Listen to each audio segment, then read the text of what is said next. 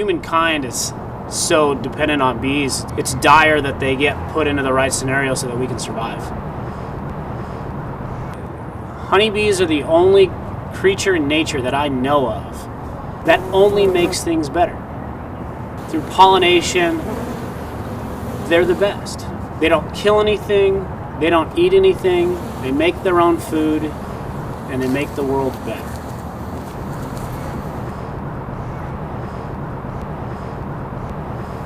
I've always been interested in bees. Started getting into bees 12, 13 years ago now. It's necessary for us to take a valuable resource like the feral bee population and introduce them into the commercial setting, so to speak, because what they do for us, how important they are, really just try to grow and learn together.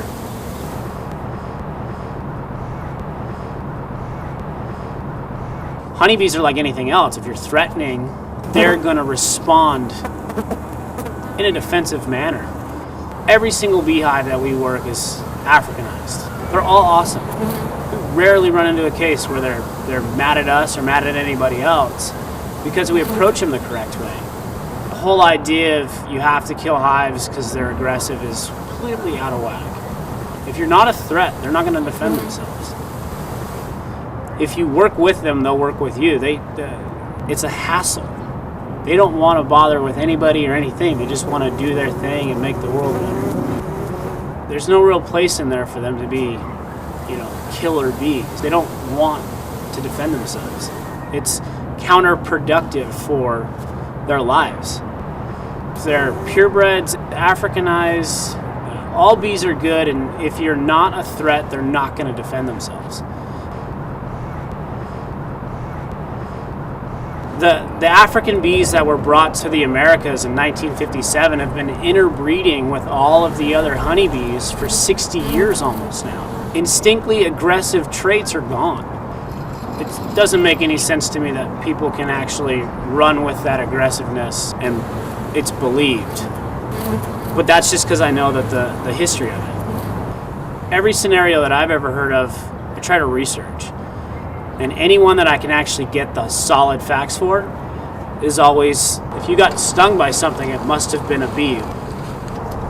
It couldn't have been a wasp or a hornet, or more likely a yellow jacket than anything. It has to be a bee. Honeybees get the blame of other stinging insects just because of how they've been demonized. We always get the news article that this person got attacked by bees and they're now dead. But the whole story is never told. They never say that the person took 3 cans of wasp killer and tried to spray them. The bees defended themselves.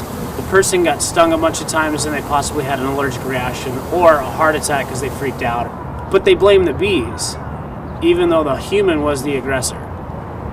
The person provoked them. It's not an instinctive thing. They don't want to defend themselves.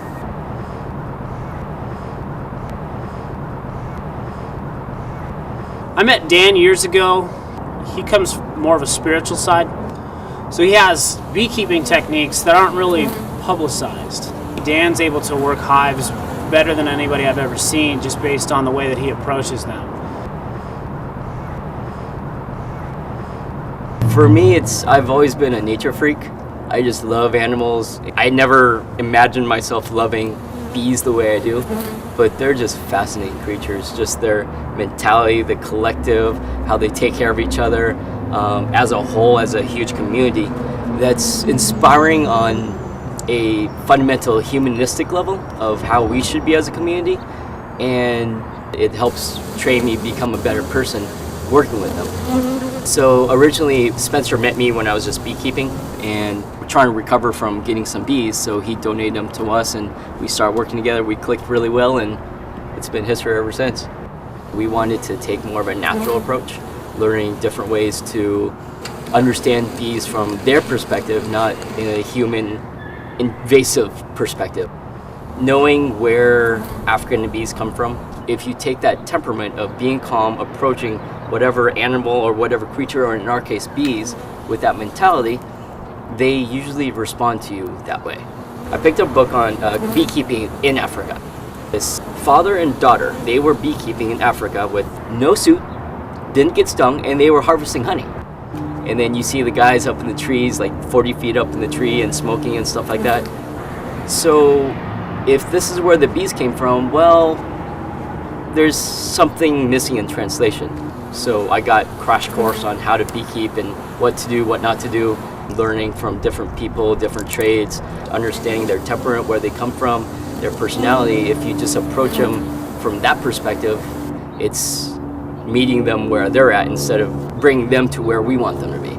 And that's what we found, and it's worked pretty well for us. It's just really fun connecting with nature. I can't really beat working outdoors and working with nature in this environment, especially in this day and age.